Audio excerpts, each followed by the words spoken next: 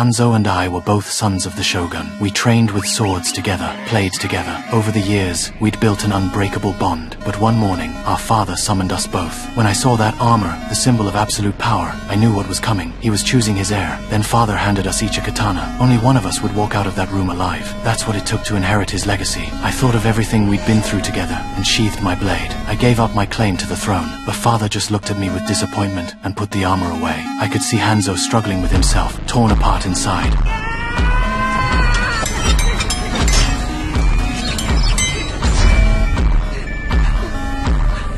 I never thought my own brother would actually try to kill me for power. Heartbroken and disillusioned, I walked away from that house and never looked back. 20 years later, father died. The funeral bells echoed across Tokyo. I'd been living under an assumed name all this time, but now I pulled out the weapons I'd been preparing for years. That night, something stood on the palace rooftop, a vicious predator, a hunter that traveled across planets and through time, seeking out the strongest warriors to kill. Soon, its target appeared. I watched a piece of driftwood float downstream and wash up on the shore.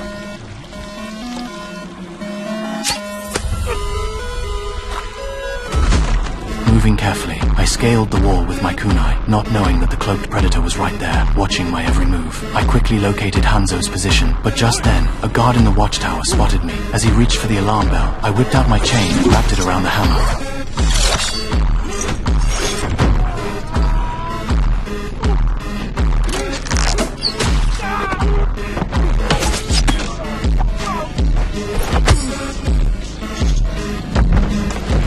The piercing sound of the bell still rang out. I'd been exposed. Hanzo snapped to attention immediately. The next moment, red smoke bombs exploded all around. A ghost-like figure moved through the mist, cutting down samurai left and right. Within moments, only the two of us remained standing. I dropped my disguise. I was here to settle the score from 20 years ago. Blood for blood. We clashed instantly, but Hanzo had lived a pampered life. He clearly wasn't ready for a fight to the death.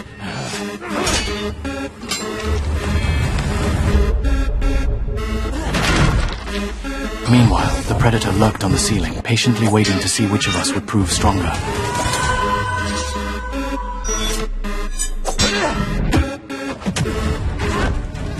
We were evenly matched. The battle raged from ground level up into the rafters. Hanzo's katana got stuck in a wooden beam. I saw my opening and kicked him flying. He scrambled to dodge my attacks while trying to put on father's armor. Even with it on, he was no match for me. After a brutal assault, I had him cornered.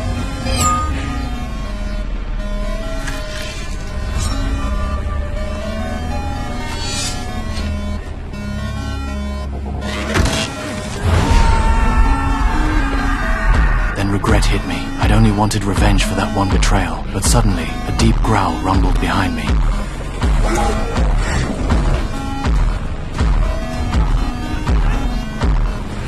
I threw a smoke bomb. The samurai outside burst through the door, but they walked straight into a bloodbath.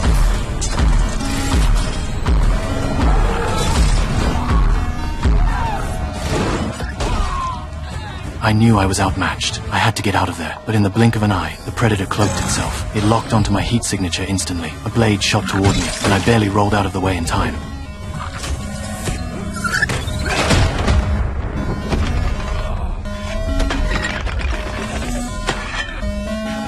We began a parkour chase across the rooftops, but this thing was the deadliest soldier in the universe. It caught up fast.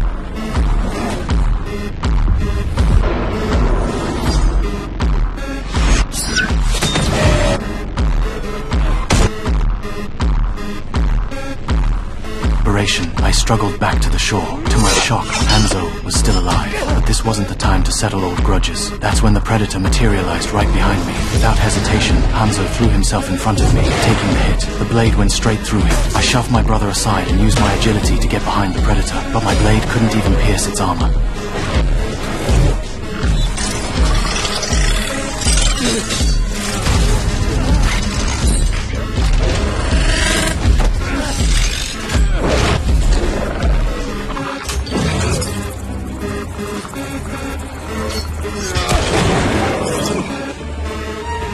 The enraged predator pinned me down. In that critical moment, Hanzo attacked from behind. But the damage was nothing, if anything. It just pissed the thing off even more. I forced myself up with the last bit of strength I had left.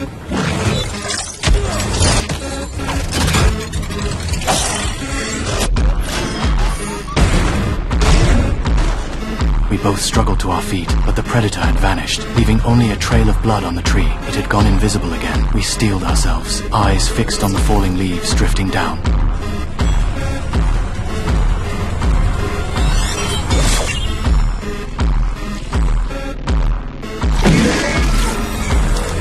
After facing death together, we'd finally made peace. But Hanzo's wounds were too severe. He collapsed, and that's when a collar suddenly appeared around my neck.